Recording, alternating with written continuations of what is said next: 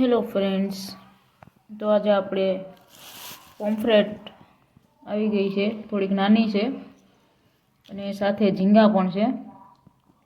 અને હું બતાવું. પોમ્ફ્રેટ છે. આજે આપણે પોમ્ફ્રેટ ફિશમાં તાજી સરસ બનાવવાના છે. તમે જોઈ લો, ઘણી બધી છે. તો આજે આપણે પોમ્ફ્રેટ અને સાથે ઝીંગા છે, સરસ મજાના ઝીંગા આવી ગયા છે.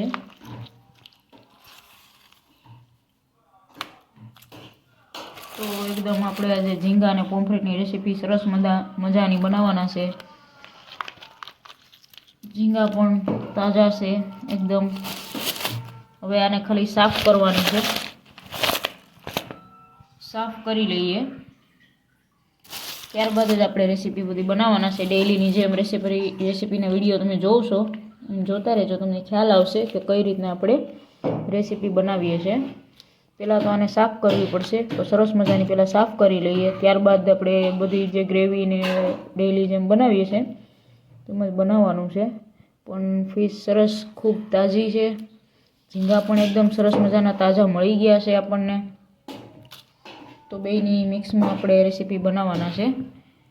તો તમે વિડીયો જોશો એટલે તમને ખ્યાલ આવી જશે આગળ.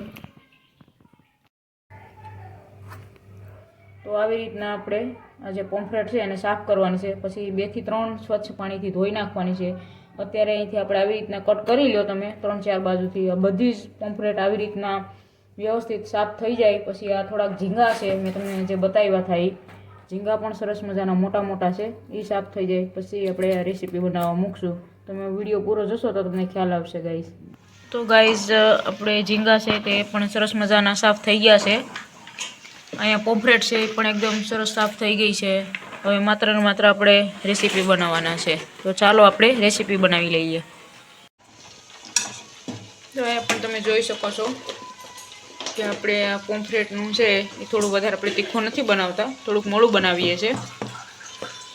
તો આ પણ આપણું રેસીપી તૈયાર થઈ છે. બીજી હું તમને હમણાં આપણી રેસીપી જે બનાવવાના છે તીખી તમતમતી એકદમ, એ હમણાં તમને બતાવો વિડીયોમાં. તમે જોશો એટલે ખ્યાલ આવશે તમને. હવે આપણે તેલ ગરમ મૂકી દીધું છે. તેલ ગરમ થાય એટલે આપણી આ ગ્રેવી તૈયાર છે. આદુ છે, ડુંગળી છે, ટમેટા છે, એ બધું એડ કરશું તેલ ગરમ થાય એટલે. મસાલા છે, તો પહેલાં તો આપણે હિંગ નાખીશું. તેલ ગરમ થઈ ગયું છે. હવે આ ગ્રેવી એમાં નાખી દઈએ.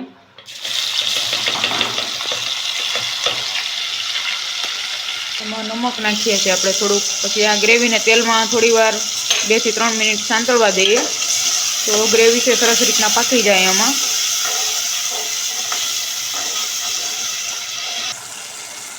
હળદર નાખીએ છીએ, આમાં ધાણા જીરું બધા મસાલા છે આપણે એમાં એડ કરીશું.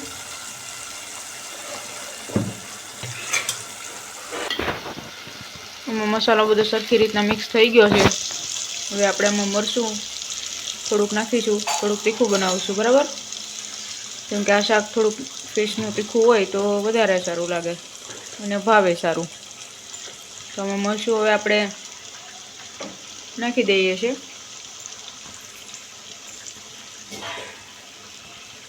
તો આપણી ગ્રેવી તૈયાર થઈ ગઈ છે એકદમ સરસ તીખી.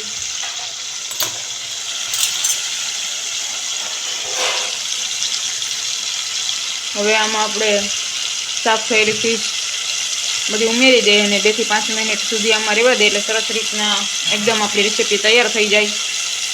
તમે જોઈ લો, આ પોમ્ફ્રેટ છે આપણી સાફ થયેલી. હવે આપણે આમાં એડ કરી દીધી છે. ને આપણા ઝીંગા છે એકદમ, એ પણ સ્વચ્છ રીતના સાફ થયેલા છે, ચોખ્ખા પાણીથી ધોયેલા. હવે આ ગ્રેવી સાથે મિક્સ કરી અને 2 થી 5 મિનિટ માત્ર રહેવા દેવાની છે. ત્યારબાદ આપણી રેસીપી સંપૂર્ણપણે તૈયાર થઈ જશે. આમાં આપણે થોડુંક પાણી પણ એડ કરેલું છે.